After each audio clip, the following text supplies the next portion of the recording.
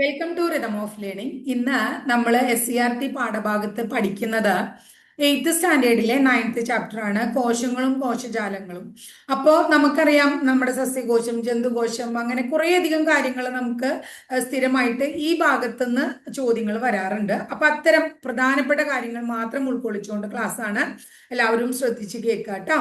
അപ്പോൾ നമ്മൾ ആദ്യം തന്നെ പഠിക്കുന്നത് എന്താന്ന് ചോദിച്ചിട്ടുണ്ടെങ്കിൽ, റോബർട്ട് ഹുക്ക് എന്ന് പറയുന്ന ശാസ്ത്രജ്ഞൻ തന്റെ മൈക്രോസ്കോപ്പിലൂടെ ഒരു നേർത്ത കോർക്ക് കഷ്ണത്തെ നിരീക്ഷിക്കുകയായിരുന്നു. അടുക്കി വെച്ചിരിക്കുന്ന പെട്ടികൾ പോലുള്ള ചെറുഭാഗങ്ങൾ, അവ ഒന്നല്ല 1000 എന്ന അറകൾ. അപ്പൊ അങ്ങനെ കുറെ അറകൾ. അപ്പൊ അദ്ദേഹം അതിന് എന്ത് പേര് കൊടുത്തു? സെല്ലുകൾ അല്ലെങ്കിൽ കോശങ്ങൾ എന്ന് പേര് കൊടുത്തു.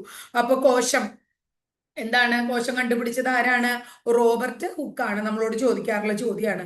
അതുപോലെ തന്നെ നമ്മൾ ഇവിടെ വേറൊരു കാര്യം കൂടി പറയുന്നുണ്ട്. ലീവൻ ഹൂക്ക്, ആന്റോവാൻ ലീവൻ ഹൂക്ക് എന്നാണ് അദ്ദേഹത്തിന്റെ പൂർണ്ണ പേര്. അദ്ദേഹം എന്താണ്? കുളത്തിൽ നിന്നെടുത്ത കുറച്ച് ജലം എടുത്തു. അതിനെ എന്താ പറയാ, നല്ലൊരു മൈക്രോസ്കോപ്പിന്റെ സഹായത്താൽ നിരീക്ഷിച്ചു. അപ്പോൾ മൈക്രോസ്കോപ്പിന്റെ സഹായത്താൽ കുളത്തിൽ നിന്നെടുത്ത ജലത്തിലെ സൂക്ഷ്മജീവികളെ നിരീക്ഷിച്ചത് ആരാണ് എന്ന് ചോദിച്ചു കഴിഞ്ഞാൽ ലീവൻ ഹുക്കാണ് പറയാം. കോശങ്ങളെ കുറിച്ചുള്ള പഠനശാഖയാണ് കോശവിജ്ഞാനീയം അഥവാ സെൽ ബയോളജി എന്നറിയാം. ഇനി എല്ലാ സസ്യങ്ങളും കോശങ്ങളാൽ നിർമ്മിതമാണ് എന്ന് കണ്ടെത്തിയത് ആരാണ്? മത്തിയാസ് ജേക്കബ് ഷ്ലീഡൻ എന്ന് പറയുന്ന ആളാണ്. എല്ലാ ജന്തുക്കളും കോശങ്ങളാൽ നിർമ്മിതമാണ് എന്ന് കണ്ടെത്തിയത് തിയോഡർ ഷ്വാൻ ആണ്. അടുത്തത്, നിലവിലുള്ള കോശങ്ങളിൽ നിന്നാണ് പുതിയ കോശങ്ങൾ ഉണ്ടാകുന്നത് എന്ന ആശയം അവതരിപ്പിച്ചത് റുഡോൾഫ് വിർഷോ ആണ്. അപ്പോ സസ്യങ്ങളെല്ലാം കോശങ്ങളാണെന്ന് ഷ്ലീഡൻ കണ്ടെത്തിയത് 1838 ജന്തുക്കൾ കോശങ്ങളാൽ നിർമ്മിതമാണെന്ന് തിയോഡർ ഷ്വാൻ കണ്ടെത്തിയത് 1839 നിലവിലുള്ള കോശങ്ങളിൽ നിന്ന് പുതിയ കോശങ്ങൾ ഉണ്ടാകുന്നു എന്ന് റുഡോൾഫ് വിർഷോ കണ്ടെത്തിയത് 1855 ഇനി കോശ സിദ്ധാന്തത്തെ കുറിച്ചാണ് പറയുന്നത്. എല്ലാ ജീവജാലങ്ങളും ഒന്നോ അതിലധികമോ കോശങ്ങൾ കൊണ്ടാണ് നിർമ്മിച്ചിരിക്കുന്നത്. ജീവന്റെ അടിസ്ഥാന യൂണിറ്റ് ആണ് കോശം. മുമ്പ് നിലനിന്നിരുന്ന കോശങ്ങളിൽ നിന്ന് പുതിയ കോശങ്ങൾ രൂപപ്പെടുന്നു. ഇതിനെയാണ് നമ്മൾ കോശ സിദ്ധാന്തം എന്ന് വിശേഷിപ്പിക്കുന്നത്. ക്ലിയർ ആയി എന്ന് വിചാരിക്കുന്നു. ഇനി അടുത്തത് നോക്കൂ. എന്താണ് മാഗ്നിഫിക്കേഷൻ പവർ അഥവാ ആവർധന ശേഷി? വസ്തുക്കളെ വലുതാക്കി കാണിക്കാനുള്ള ലെൻസിന്റെ കഴിവിനെ അതിന്റെ ആവർധന ശേഷി എന്ന് പറയുന്നു. നിരീക്ഷണ വസ്തുവിനെ ഐപീസ് ലെൻസ് 10 ഇരട്ടി വലുതാക്കുകയും ഒബ്ജക്റ്റീവ് ലെൻസ് 40 ഇരട്ടി വലുതാക്കുകയും ചെയ്യുന്നുവെങ്കിൽ ആ മൈക്രോസ്കോപ്പിന്റെ ആവർധന ശേഷി 400 ഇരട്ടിയാണ് എന്ന് ഓർത്തു വെക്കുക. അടുത്ത ചോദ്യം എന്താണ്? സാധാരണ മൈക്രോസ്കോപ്പിനേക്കാൾ 1 ദശലക്ഷം മടങ്ങിലധികം വസ്തുക്കളെ വലുതാക്കി കാണിക്കുന്ന ഉപകരണത്തെ ഇലക്ട്രോൺ മൈക്രോസ്കോപ്പ് എന്ന് വിളിക്കുന്നു. ഇലക്ട്രോൺ മൈക്രോസ്കോപ്പിൽ പ്രകാശത്തിന് പകരം ഉപയോഗിക്കുന്നത് ഇലക്ട്രോൺ കിരണാവലി അഥവാ ഇലക്ട്രോൺ ബീമാണ് എന്ന് ഓർത്തോളോ. ജർമ്മൻകാരനായ ഏണസ്റ്റ് റസ്ക, മാക്സ് നോൾ എന്നീ ശാസ്ത്രജ്ഞർ 1934 ഇലക്ട്രോൺ മൈക്രോസ്കോപ്പ് കണ്ടുപിടിച്ചു. സാധാരണ മൈക്രോസ്കോപ്പിൽ നിന്ന് വിഭിന്നമായി ഇലക്ട്രോൺ മൈക്രോസ്കോപ്പിൽ ഇലക്ട്രോണുകളെ നിരീക്ഷണ വസ്തുവിൽ കേന്ദ്രീകരിക്കാനായി ഇലക്ട്രോ മാഗ്നറ്റുകളാണ് ഉപയോഗിക്കുന്നത്. അടുത്തത് എന്താണെന്ന് വെച്ചിട്ടുണ്ടെങ്കിൽ, നമ്മൾ ഇനി പഠിക്കാൻ പോകുന്നത് എന്താണ്? വളരെ ഇമ്പോർട്ടന്റ് ആയിട്ടുള്ള വേറൊരു ഭാഗത്തിലേക്ക് നമ്മൾ പോവാണ് കേട്ടോ. അപ്പൊ ശ്രദ്ധിച്ചു നോക്കാം. കോശഭിത്തിയെ കുറിച്ചാണ് നമ്മൾ പറയുന്നത്. എന്താണ്? കോശത്തെ കുറിച്ച് പറഞ്ഞു. ഇനി കോശഭിത്തിയിലേക്ക് പോവാണ്. കോശത്തിന് പുറത്തുള്ള കാഠിന്യമുള്ള പാളിയെ കോശഭിത്തി എന്ന് വിളിക്കുന്നു. ഇത് കോശത്തിന് സംരക്ഷണവും ആകൃതിയും നൽകുന്നു. എപ്പോഴും ചോദിക്കാറുണ്ട്, സസ്യങ്ങളിലെ കോശഭിത്തി മുഖ്യമായും സെല്ലുലോസ് എന്ന് പറയുന്ന പദാർത്ഥം കൊണ്ടാണ് നിർമ്മിച്ചിരിക്കുന്നത്. കോശത്തെ പൊതിഞ്ഞ് നേർത്തതും വഴക്കമുള്ളതുമായ പാളിയുണ്ട്. അതിനെ നമ്മൾ കോശസ്തരം അഥവാ പ്ലാസ്മ മെംബ്രെയിൻ എന്ന് വിളിക്കുന്നു. പദാർത്ഥങ്ങൾ കോശത്തിലേക്ക് പ്രവേശിക്കുന്നതും പുറത്തു കടക്കുന്നതും ഈ സ്തരത്തിലൂടെയാണ്. എല്ലാ പദാർത്ഥങ്ങളെയും പ്ലാസ്മ തരം കടത്തിവിടുന്നില്ല. എന്നാൽ പ്ലാസ്മ സ്തരം വർണ്ണധാര്യ സ്തരം എന്നും അറിയപ്പെടുന്നുണ്ട് എന്ന് ഓർക്കാം. അടുത്തത് പ്രോട്ടോപ്ലാസം അഥവാ ജീവദ്രവ്യം. മർമ്മവും കോശദ്രവ്യവും ഉൾപ്പെടെ കോശസ്തരത്തിലുള്ള എല്ലാ ഘടകങ്ങളും ചേർന്നതിനെ ജീവദ്രവ്യം എന്ന് വിളിക്കുന്നു. അടുത്തത് എന്താണ്? സൈറ്റോപ്ലാസം അഥവാ കോശദ്രവ്യം. കോശത്തിൽ നിറഞ്ഞിരിക്കുന്ന ജെല്ലി പോലുള്ള ദ്രാവകത്തെയാണ് എന്ത് വിളിക്കുന്നത്? കോശദ്രവ്യം എന്ന് വിളിക്കുന്നത്. അടുത്തത് സെൽ ഓർഗൻ സെൽസ് അല്ലെ. എന്താണ്? കോശാംഗങ്ങൾ എന്ന് പറയുന്നത് കോശദ്രവ്യത്തിൽ കാണപ്പെടുന്നതും കോശത്തിന്റെ നിലനിൽപ്പിന് ആവശ്യമായ പ്രവർത്തനങ്ങൾ നിർവഹിക്കുന്നതുമായ ഭാഗങ്ങളാണ് കോശാംഗങ്ങൾ. കോശത്തിന്റെ നിയന്ത്രണ കേന്ദ്രമാണ് മർമ്മം. മർമ്മത്തിനുള്ളിലെ ദ്രാവകത്തിൽ വലക്കണ്ണികൾ പോലെ കാണപ്പെടുന്ന ഭാഗമാണ് ക്രോമാറ്റിൻ ജാലിക. ഇവിടെ ഫോട്ടോയിൽ കാണാം അല്ലെ. കോശവിഭജന സമയത്ത് ഇവ ക്രോമസോമുകളായി മാറുന്നു. മർമ്മത്തിനുള്ളിൽ മർമ്മകം എന്ന ഒരു ഭാഗവും കാണപ്പെടുന്നു. അടുത്തത് ഗോൾഗി അപ്പാരറ്റസ് അഥവാ ഗോൾഗി വസ്തുക്കൾ. ഒരു കോശത്തിൽ അടുക്കി വെച്ച സ്തരപാളികൾ പോലെ കാണപ്പെടുന്ന കോശാംഗങ്ങളാണ് ഗോൾഗി വസ്തുക്കൾ. പ്രോട്ടീനുകളും ലിപ്പിഡുകളും സ്തരസഞ്ചികളിൽ പൊതിഞ്ഞ് കോശത്തിന്റെ വിവിധ ഭാഗങ്ങളിലേക്കും കോശത്തിന് പുറത്തേക്കും അയക്കുന്നത് കോശാംഗങ്ങളാണ്. അടുത്തത് എൻഡോപ്ലാസ്മിക് റെക്ടിക്കുലം അഥവാ അന്തർദ്രവ്യ ജാലിക.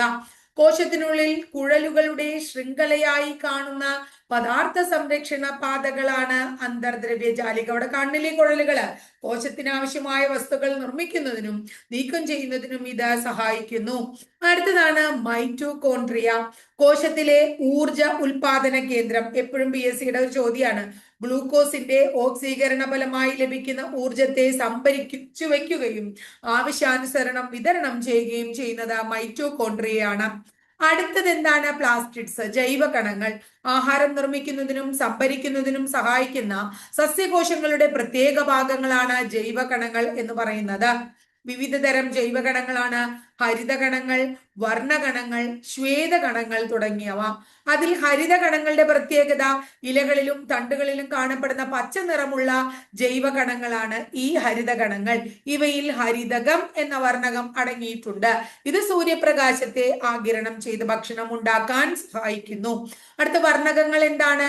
പഴങ്ങളിലും പൂക്കളിലും കാണപ്പെടുന്ന വർണ്ണാഭമായ ജൈവ കണങ്ങളെയാണ് വർണ്ണകങ്ങൾ എന്ന് പറയുന്നത്. ചുവപ്പ്, ഓറഞ്ച്, മഞ്ഞ തുടങ്ങിയ നിറങ്ങൾ നൽകുന്ന വർണ്ണകങ്ങളും ഉണ്ട്. ഈ നിറങ്ങൾ പരാഗണത്തിനും വിത്ത് വിതരണത്തിനും സഹായിക്കുന്ന ജീവികളെ ആകർഷിക്കുന്നു. അടുത്തത് ശ്വേതകണങ്ങൾ. വിത്തുകൾ, വേരുകൾ, തണ്ടുകൾ എന്നിവയിൽ കാണപ്പെടുന്ന വെളുത്തതോ നിറമില്ലാത്തതോ ആയ ജൈവകണങ്ങളാണ് ശ്വേതകണങ്ങൾ. അന്നജം, പ്രോട്ടീൻ, എണ്ണ തുടങ്ങിയവ സംഭരിക്കുന്നത് ശ്വേതകണങ്ങളാണ്. അടുത്ത് നമ്മൾ ഫേനം പഠിക്കുകയാണ്. എന്താണ് ഫേനം? ജലം, പോഷകങ്ങൾ, മാലിന്യങ്ങൾ എന്നിവ സംഭരിക്കുന്നു. സസ്യകോശങ്ങളിൽ പൊതുവെ വലിയ ഫേനങ്ങൾ കാണപ്പെടുന്നു. അടുത്തത് റൈബോസോം. PSCക്ക് ഇഷ്ടമുള്ള ഒരു ചോദ്യമാണത്. കോശദ്രവ്യത്തിൽ സ്വതന്ത്രമായോ അന്തർദ്രവ്യ ജാലികയോട് കൂടെ ചേർന്നോ കാണപ്പെടുന്നു. പ്രോട്ടീൻ നിർമ്മാണ കേന്ദ്രമായി പ്രവർത്തിക്കുന്നത് റൈബോസോമാണ്. അടുത്തത് സസ്യകലകളെ കുറിച്ചാണ് നമ്മൾ പറയുന്നത്. സസ്യകലകളെ പറയുന്നതിന് മുമ്പ്, വിവിധ സസ്യകലകൾ പറയുന്നതിന് മുമ്പ് ഒരു കാര്യം ഒന്ന് ഓർത്തു വയ്ക്കുക. സമാനമായ കോശങ്ങളുടെ സമൂഹത്തെ നമ്മൾ കോശജാലകം അഥവാ ടിഷ്യൂസ് അഥവാ കലകൾ എന്ന് വിളിക്കാം. വിവിധ സസ്യകലകളാണ് ഏത്? പാരൻ കൈമ, ക്ലോറൻ കൈമ, സ്ക്ലീറൻ കൈമ തുടങ്ങിയവ. ഇതിലെ പാരൻ കൈമ എന്താണ്? ജീവനുള്ള കോശങ്ങൾ അടങ്ങിയവയാണ്. കനം കുറഞ്ഞ ഭിത്തിയാണ്. കോശാന്തര സ്ഥലങ്ങൾ കാണപ്പെടുന്നു. പ്രകാശ സംശ്ലേഷണം, ആഹാര സംഭരണം തുടങ്ങിയ ധർമ്മങ്ങൾ നിർവഹിക്കുന്നു. ചില ഭാഗങ്ങളിലെ കോശങ്ങൾക്ക് വിഭജിക്കാനുള്ള കഴിവുമുണ്ട്. എന്നാൽ കോളൻ കൈമയിൽ എങ്ങനെയാണ്? ജീവനുള്ള കോശങ്ങൾ അടങ്ങിയ കലയാണ്. സെല്ലുലോസ്, പെക്റ്റിൻ തുടങ്ങിയ പദാർത്ഥങ്ങളാൽ നിർമ്മിതമായ കോശഭിത്തി. കോശഭിത്തിയുടെ ചില ഭാഗങ്ങളിൽ മാത്രം കട്ടി കൂടുതൽ. സസ്യഭാഗങ്ങളുടെ ആകൃതി നിലനിർത്താൻ എന്ത് വേണം? കോളൻ കൈമ വേണം. അടുത്ത് സ്ക്ലീറൻ കൈമ. നിർജീവമായ കോശങ്ങൾ അടങ്ങിയ കലയാണ്. കട്ടി കൂടിയ കോശഭിത്തിയാണ്.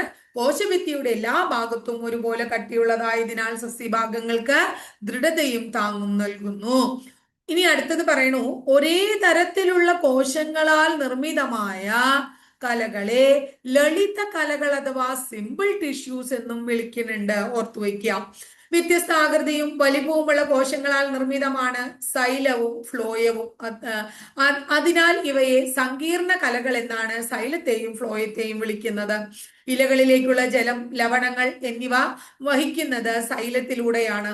ഇലകൾ നിർമ്മിക്കുന്ന ആഹാരത്തെ വിവിധ ഭാഗങ്ങളിൽ എത്തിക്കുന്നത് ഫ്ലോയമാണ്. അങ്ങനെയാണ് ചോദിക്കാറ്.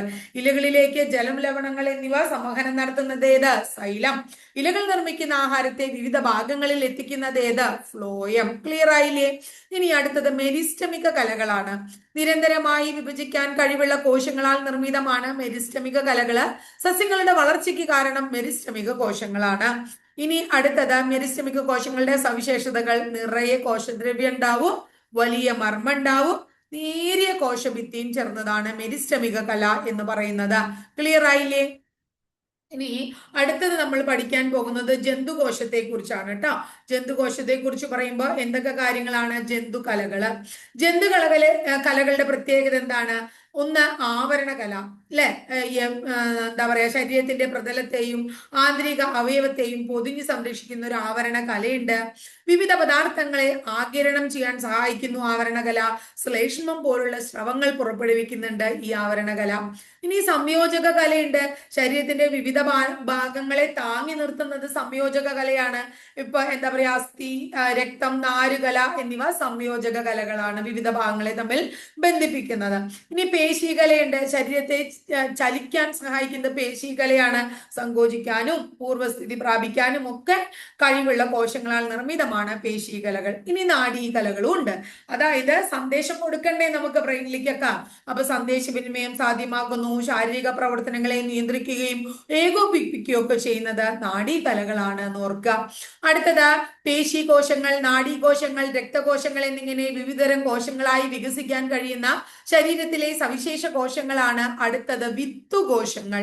പുതിയ ഇനം കോശങ്ങളെ സൃഷ്ടിക്കാൻ കഴിയുന്നതിനാൽ ഇവയെ ശരീരത്തിലെ മാസ്റ്റർ കോശങ്ങൾ എന്ന് വിളിക്കുന്നു. സ്റ്റെം സെൽസിനെ എന്ത് വിളിക്കുന്നു?